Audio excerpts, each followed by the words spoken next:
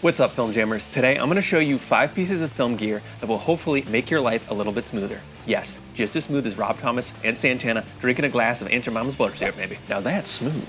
This is stuff that's helped me a lot over the years, and hopefully it'll help you too. You molasses drinking sons of bitches. Film. Now, if you're a seasoned pro, you might already know a lot of this stuff, but if you're like me, you're learning stuff all the time. Heck, I just learned recently what dabbing was. It's something the kids are doing. It's like Vogue, but more for the millennials. All right, let's get started with that camera support gear. The Hihat. This allows you to put your tripod lower to the ground so you can get those lower angle shots. And you can still maintain control over fluid panning and tilting. So open up that creativity and get some low angle shots down here. Another great use for the Hihat is you can use it to build your camera on. So you can use your camera cart, a table, really any flat surface. I like to build my camera on the Hihat and then I put it on my cart so I can be mobile on set. If you want to get really fancy, you can get 2 of the same tripod head and keep one of them on the cart on the Hihat and then the other on your sticks. So you can easily go from your cart back to the sticks. That flows to life with 2 tripod heads, living the dream.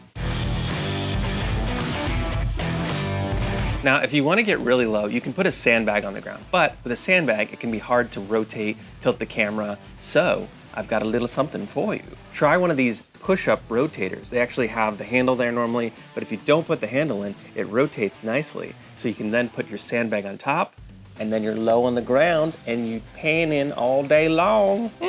Try it out. Thanks to our friend and AC, Tommy, up in Atlanta for that tip. The P-tap splitter. Now, if you have a lot of accessories for your camera, like a monitor, wireless video, wireless follow focus, they all need power. Having separate batteries for each can be a lot to maintain on set. It means separate chargers, a lot of battery swaps, things can go down. So if you can configure your rig to run off of one V-mount or gold mount battery, you can use a P-tap splitter, bloop, plug it in, and then you're powering everything off of one battery instead of having multiple power sources. This has simplified my setup a lot, so give it a go and get rid of all these little batteries. The camera cart. One piece of kit that has made my life a lot easier on set is having a cart.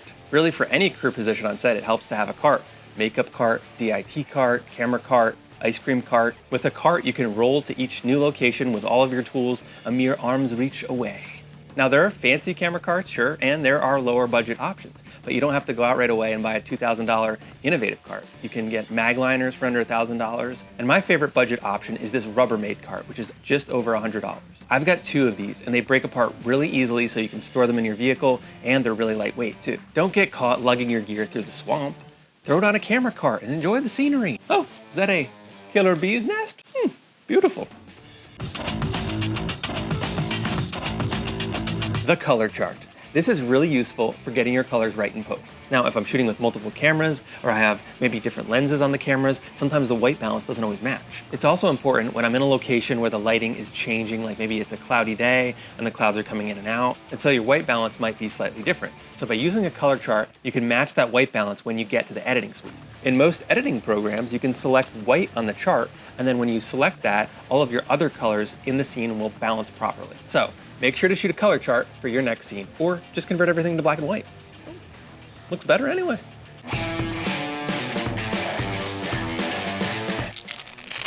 Velcro. This might seem like an obvious one, but I personally didn't start carrying it in my kit until recently.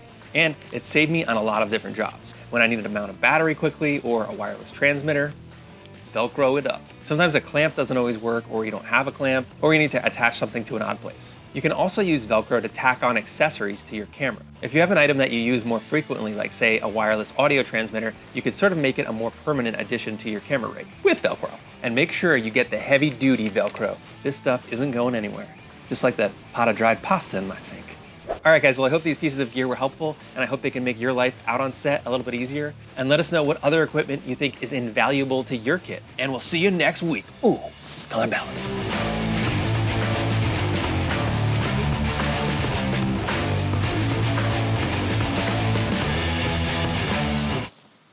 That's gonna be the new dabbing. People are gonna be like, color chart. Ooh, white balance. Some good stuff.